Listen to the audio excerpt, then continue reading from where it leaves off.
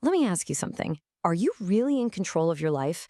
I mean, do you actually choose your own path, or is that feeling of freedom just a grand illusion?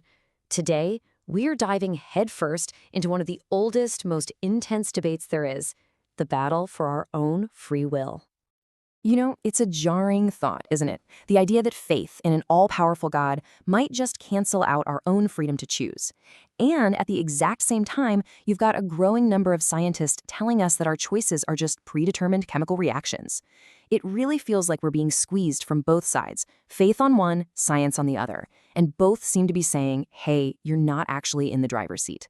So what's the real story? And this really gets to the heart of it, this simple metaphor. If every single effect has a cause, then wasn't your decision to even watch this explainer today inevitable? Couldn't it be traced back through a chain of events stretching all the way back to the day you were born and even before that? Are we all just dominoes set in motion ages ago, just playing out a script that's already been written? Well, let's find out. We're going to tackle this in 4 parts. First up, we'll look at the powerful scientific case against free will. Then, we're going to explore how science itself started to push back in a really surprising way. After that, we'll get into the theological argument for why choice is so essential to our very purpose. And finally, we'll look at the incredibly high, real-world stakes of this whole debate. Okay, let's get right into it. For a long time now, the biggest challenge to free will hasn't really come from philosophy, but from neuroscience. And it all kicked off with a truly groundbreaking and, for a lot of people, a deeply unsettling experiment. So back in the 1980s, a scientist named Benjamin Libet ran this fascinating experiment.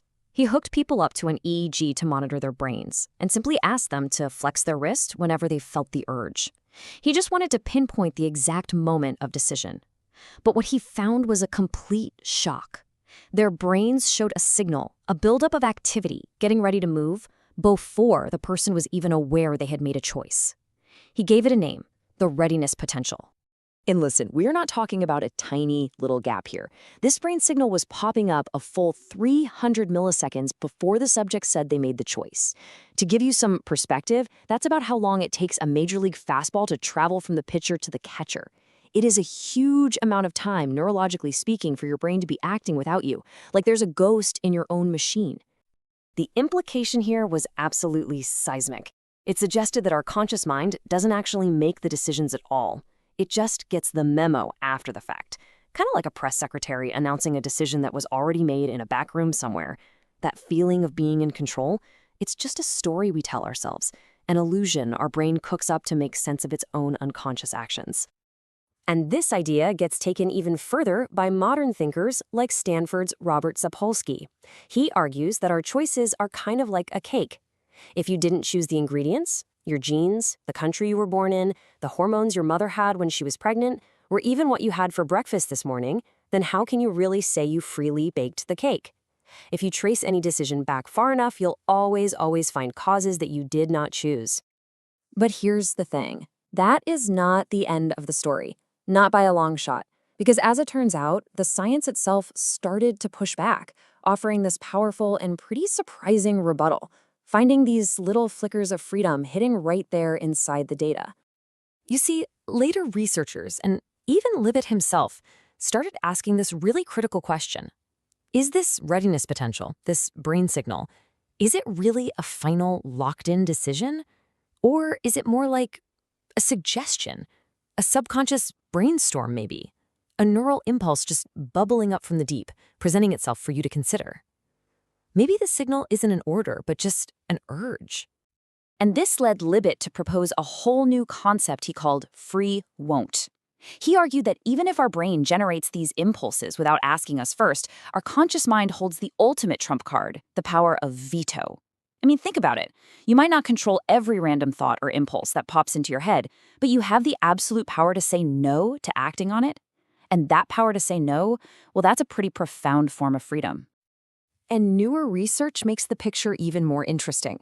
Scientists found that, this readiness potential shows up all the time for meaningless, random choices, like pushing a button in a lab. But when the decision is meaningful, when it involves a moral choice or weighing real consequences, that predictive brain signal, it vanishes. It's like our brains operate in a completely different mode when a choice actually matters. So, this brings us out of the lab and into the bigger question of purpose. If our brains are actually wired differently for meaningful choices, we kind of have to ask the big question, why? Why are we built this way? And for that, we can turn to the theological foundation for human agency. See, at the very heart of the Judeo-Christian tradition is this concept of the imago Dei, the idea that humanity is made in the image of God. Now, this doesn't mean we physically look like God. It means we reflect his character. And if God is a being who chooses, who creates, who acts with purpose and love, then it just makes sense that we, as his image bearers, are also designed with a capacity for real choice. It's not some accident of evolution, it's our divine birthright. Okay, you might say, but what about God's sovereignty? This is where a lot of people get tangled up, assuming that if God's in control, we can't be. But a really helpful way to think about it is that God is sovereign over the ultimate ends, the final destination of history. But he has given us incredible freedom in the means, the actual journey we take to get there. It's like he sets the boundaries of the playing field and the rules of the game, but we get to choose how we play inside those lines. So why would God give us this freedom in the first place? Well, the theological answer really boils down to one word: love. Think about it. A robot that's programmed to say, "I love you," isn't actually loving anything. A puppet pulled by strings isn't really devoted.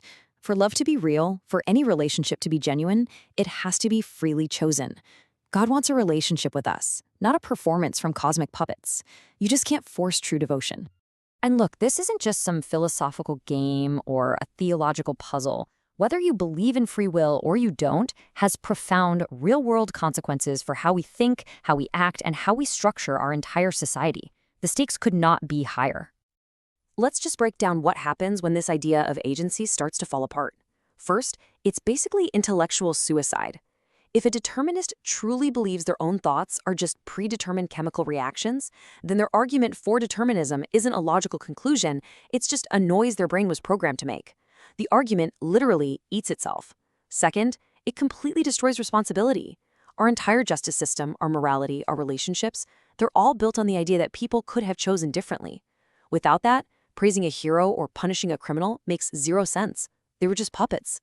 And finally, it's a huge social threat. If we disagree with someone, it's no longer a difference of opinion. It's a sign their brain is malfunctioning and needs to be fixed. And that is a terrifying path toward a world where dissent is treated like a disease. And this is exactly why, from ancient scriptures to our debates today, the call to use our agency echoes so powerfully. This verse from the book of Joshua, it isn't a polite suggestion. It's a direct, profound command. It assumes our ability to choose is real, that our choice matters, and it challenges us to use that incredible gift for a purpose greater than ourselves. So we're left with this question. After looking at the science that challenges our freedom, the science that defends it, and the timeless purpose behind it all, what do you think? Is your life just a series of dominoes falling in a line that was set up long ago? Or are you the one who actually gets to choose which one to push? Are your choices truly your own? Or are you just the next domino to fall? Thanks for joining me.